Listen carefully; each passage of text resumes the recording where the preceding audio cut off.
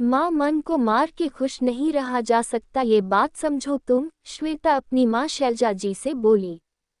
तो मैं कौन सा उसका मन मार रही हूँ, जो चाहती वो कर तो रही, शैलजा जी तुनक कर बोली। ये मन मारना ही तो है माँ। भैया को ऑफिस से आ घंटों अपने पास बैठाए रखना, उन दोनों को कहीं बाहर ना जाने देना। नई शादी हुई है उनकी, एक दूसरे के साथ समय बिताएंगे तभी तो खुश रहेंगे, वरना उनके दुखी रहने से क्या ये घर खुश रह पाएगा, सोचो आप, श्वेता बोली। मतलब तुझे ये लगता मेरा बेटा मेरे पास बैठ समय बीताता ये गलत है, उसे आते ही अपनी बीवी के पास चले जाना चाहिए। फिर मेरा क्या, मैं तो घर में अकेली पड़ जाऊंगी ना, एक बेकार फर्नीचर की तरह, शैलजा जी बोली।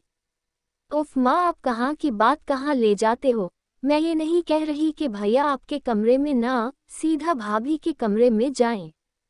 पर थोड़ी देर बाद उन्हें भेज दिया करो ना, कभी कभी दोनों को खाना साथ खाने दिया करो, आपके पास भाभी सारा दिन रहती, उनसे बातें किया करो, आपका भी मन लगा रहे उनका भी, श्वेता फिर बोली।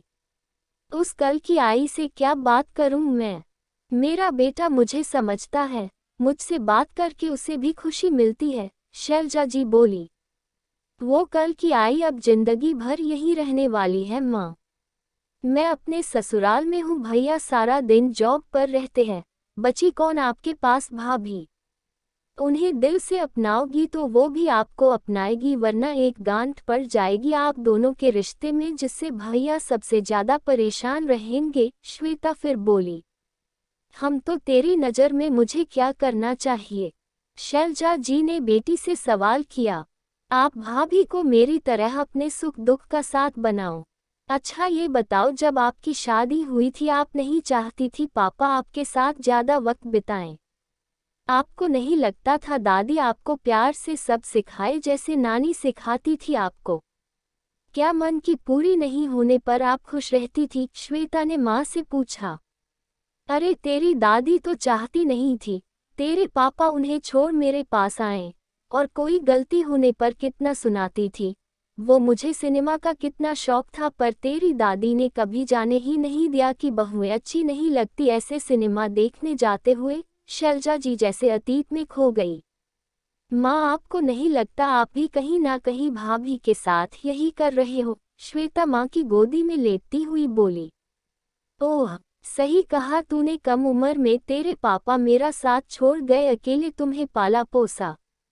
तुम्हारी शादी बाद तुम दूर चली गई जो स्वाभाविक है, पर मुझे लगने लगा कहीं शलभ भी मुझसे दूर ना हो जाए शादी बाद।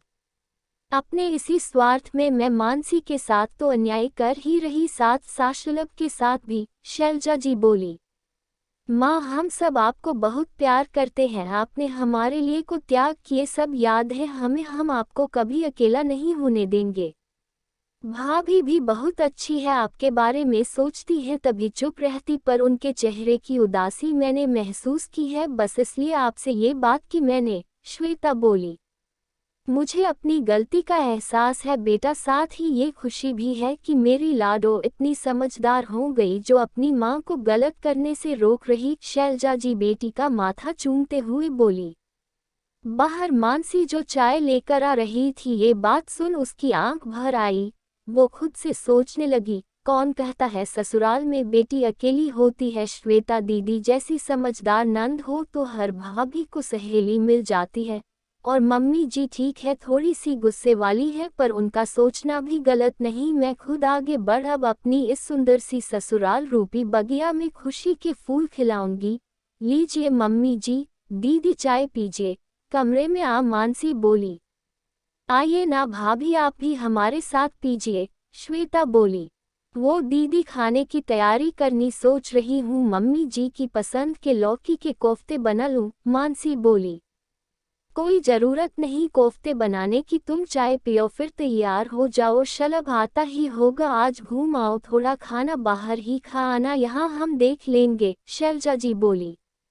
नहीं मम्मी जी घूमने जाएंगे तो सब साथ, मानसी बोली। नहीं भाभी आपकी नई शादी है, आपको भैया के साथ अपना रिश्ता मजबूत करना चाहिए, उनके साथ समय बिता, श्वेता प्यार से बोली। दीदी रिश्ता तो आप सबके साथ भी मजबूत चाहती मैं, मानसी श्वेता का हाथ पकड़ते हुए बोली।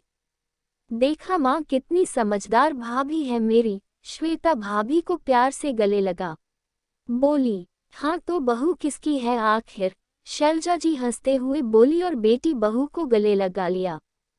आज मानसी का चेहरा सच में खिले फूल जैसा हो गया था।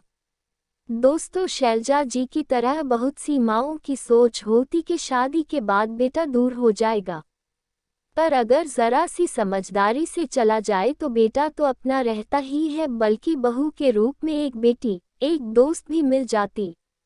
अगर आपको ये वीडियो पसंद हो तो प्लीज़ लाइक करें और ऐसी ही वीडियो देखने के लिए हमारे चैनल को सब्सक्राइब करें।